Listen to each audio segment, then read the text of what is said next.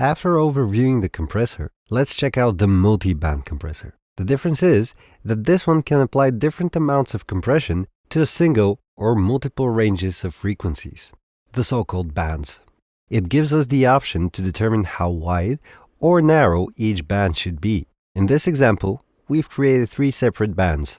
Effectively, we're applying 3 different compressors on a single audio clip.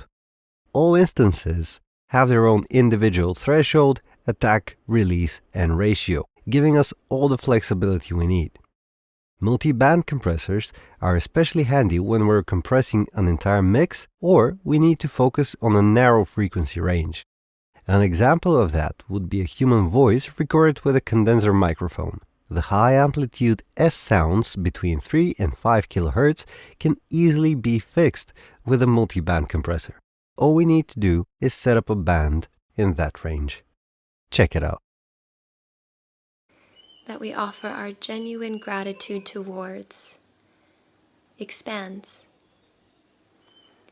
It transforms what we have into enough. Transforms this enoughness. That we offer our genuine gratitude towards expands.